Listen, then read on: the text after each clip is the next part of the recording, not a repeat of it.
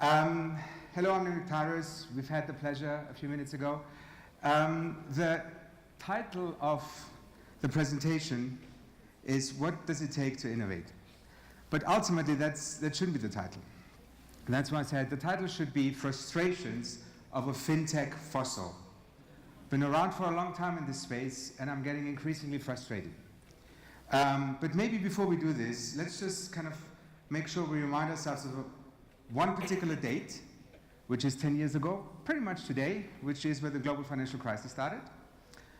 And the second date, which is a very personal date, to the date 7 years ago, I left my corporate job at Swift and joined this crazy bunch of people called innovar, which was my transition from the industry in which I'd grown up in into an innovation-related role. So for the last 7 years, I've spent most of my time talking to banks on the one side, trying to understand their innovation mindset, their needs, their capability, and on the other side, to startups who are trying to do something in that industry.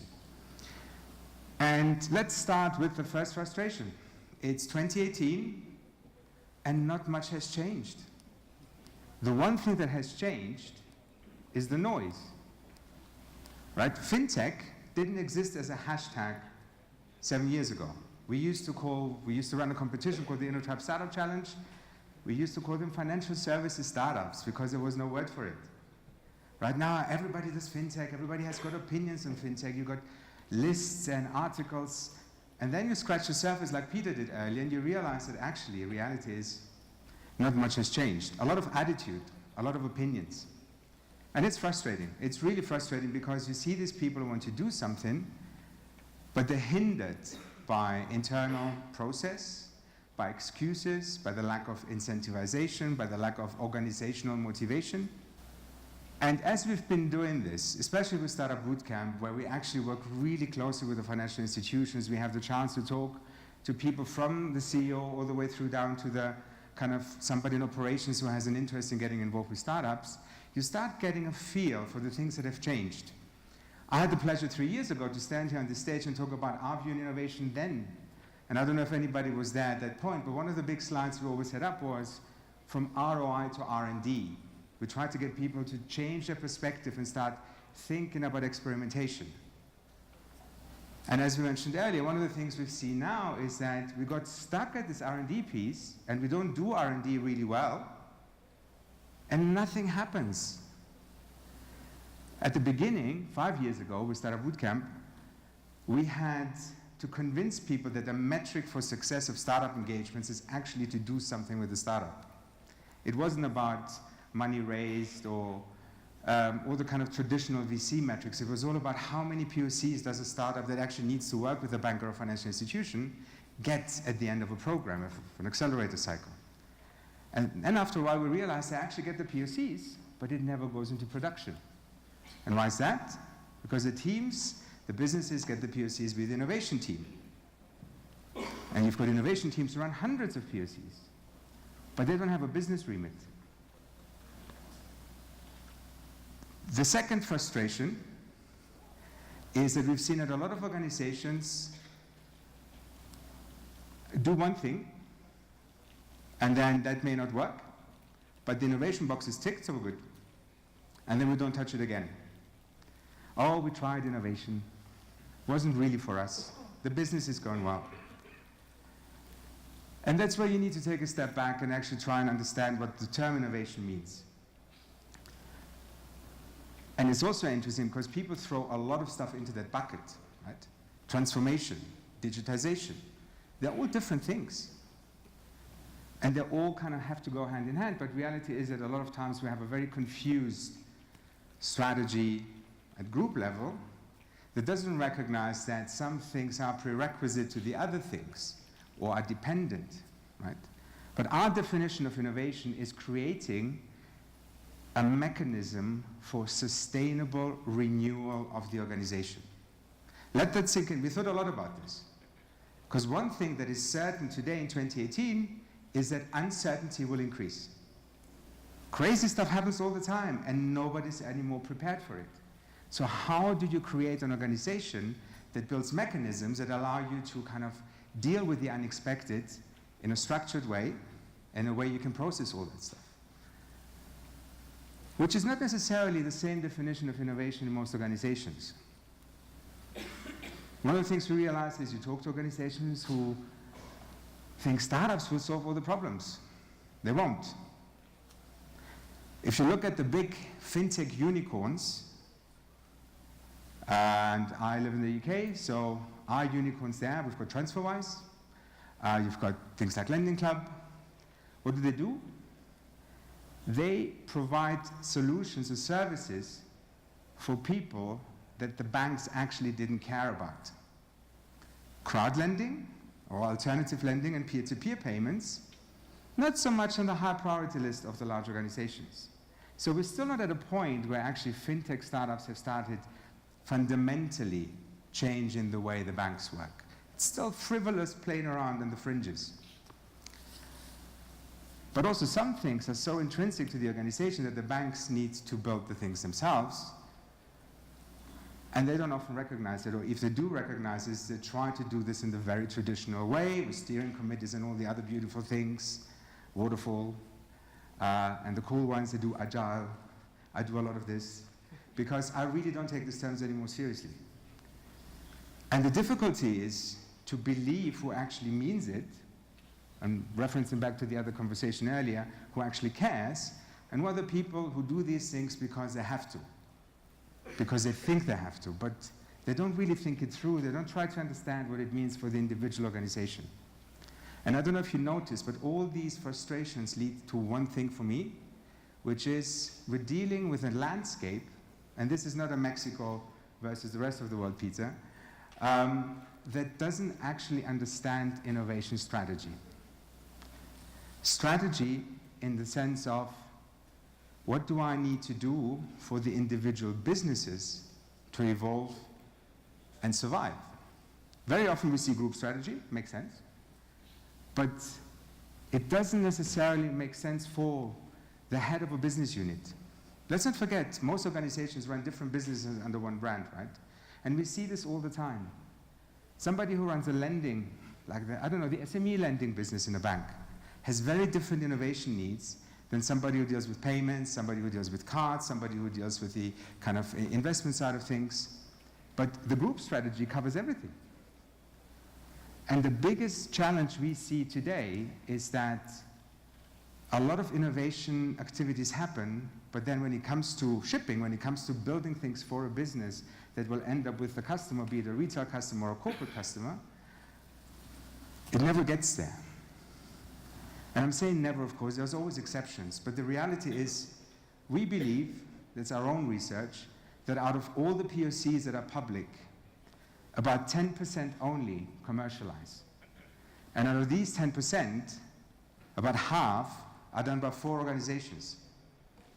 So what happens to all this experimentation and all the startup engagements and partnerships and collaboration? Who knows? Right? We started looking at this from a slightly different perspective, and we have a program called Colab, which isn't up there, never mind, where we actually say we will not do anything until we've got the right business sponsor in the room with the startups. Because unless the head of the department puts the money towards it and actually agrees to take it into production once the pilot has been successfully concluded, it's not going to work. So the lack of strategy is a big thing. Because we would like the organizations, and the smart organizations have started doing this, to sit down, look at the business and go, okay, I believe my business needs to go in that direction. Where in that do I need external input? Where can I work with more mature startups? Where do I need to build things myself? I don't know if you're familiar with the 3 horizons of innovation. If you're not, very briefly, there's stuff that is of immediate relevance, stuff in the midterm, and stuff which is the crazy things. So you do the strategy and you overlay it across the different horizons. Guess what? A lot of innovation people get super excited by the crazy stuff because it allows them to go to Silicon Valley, Singularity University, talk about whatever. But reality is, again, how does this work for the business? You cannot do one or the other, or you cannot neglect any of these, but you need to build a portfolio of engagements. Stuff that needs to be relevant for the business very quickly, and it needs to make money.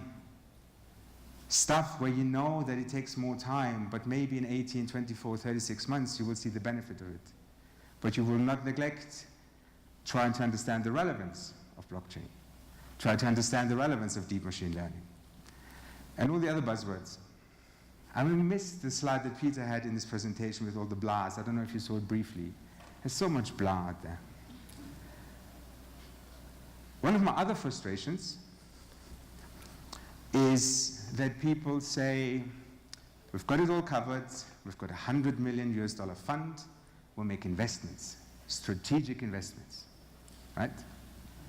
And we had a bit of a chat in the break earlier about how completely deluded this strategy is.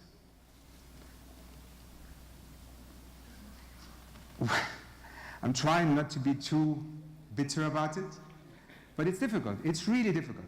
So I'll give you an example, a little story. There's a smaller lender in the UK who had a head of innovation. This was one person who focused too much on the Horizon 3, so didn't work out, he left, and nothing happened for 2.5 years. We had the chance to talk to them. We had new people who came from outside the bank, they came from the telco world, and they had a really open mindset. 3 people. 2 of them really got it. The third one was really keen on a fund. And we were very vocal about the fact you should try to walk before you can run. And then they listened, they thanked us for the input, they said, really, really interesting, you validated some of our thoughts. I said, good people, smart people. 6 months later, I bumped at a conference into the guy who wanted the fund, and I said, hey, how's it going? And he goes, it's fantastic, I've made 6 investments. And he goes, so you have a fund? He goes, yeah, we've earmarked some money, we're in the process, but it's amazing.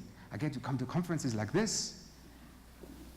And then we had a beer afterwards, and over a couple of beers, he started telling me how he made all these strategic investments, and the business did not want to work with them. And you know, how much brain power does it take to realize that if the business doesn't want to work with them, they're not strategic? But a lot of the corporate venture money in financial services, and I'm being very careful here because there are some funds who figured it out, is run by people who aren't VCs. They come from M&A, other departments. It's a pretty cool job. You don't have to fundraise for the fund yourself, but you get to spend the money. You can call yourself a VC. You can hang out with the cool kids.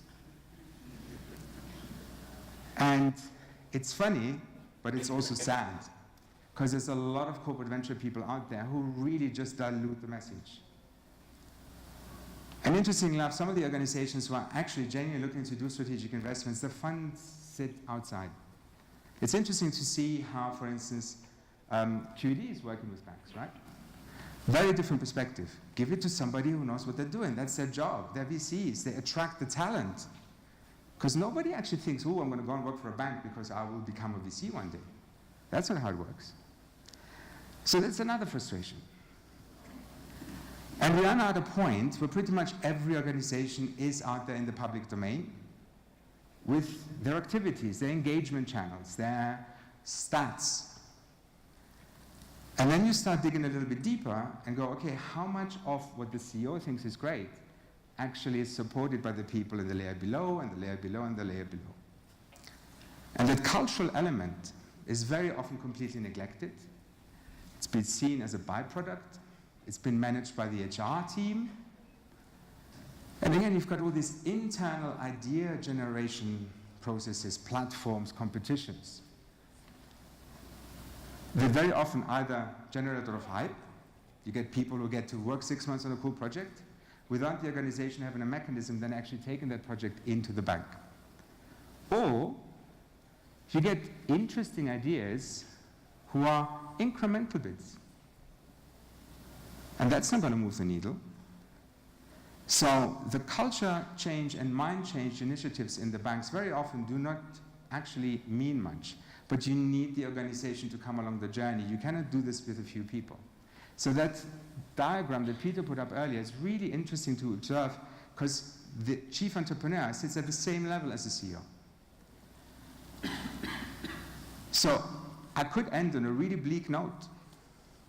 It's been really difficult for the last 7 years, and there's no hope. Luckily there is. Luckily there is because we have started coming full circle. We have actually started seeing banks who did a lot at the beginning, which was very marketing driven, and little by little started realizing now we cannot do everything ourselves. We need external input, but it needs to be relevant for the business. Some things have to cost money, but at the same time, some things have to make money, otherwise there's no point in doing it. So that slow kind of progression started happening. But every banker will tell you that banking is complex, which I think is a little bit arrogant. Banking is not more complex than, I don't know, aviation. There's a lot of tech that goes into that, and there's a lot of lives at risk. Or running a nuclear power plant. It's not extremely complex. What is complex, it's the legacy systems that the banks have built up over the years, and they really don't know how to manage that, right? That's pretty well, technology is complex, and it's partly because the organizations have grown with acquisitions. There's a very well-documented case of a bank in the UK that shall remain unnamed, who has a system. One of the core systems is actually still on imperial measures. So I don't know if you know pounds and pence. Way back, even before I was born, they used to use shillings. So they do conversions back and forth because the system was built in the late 40s.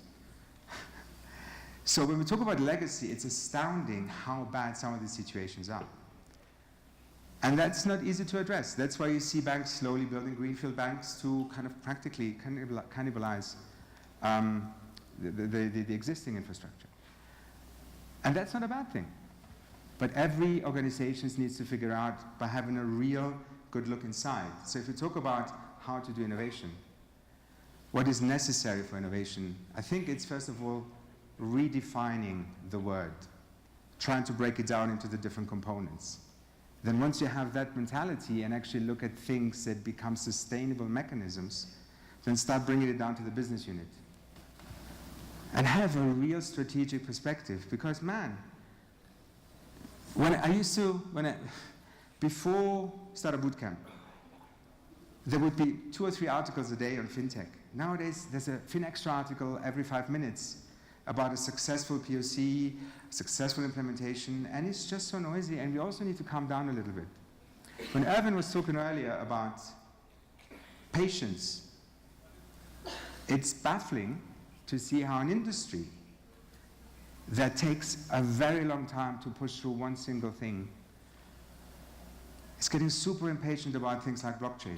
Oh, it's not working, right? It takes longer to get a promotion in a bank than a project that the expectation that people have on a successful proof of concept with blockchain. Why?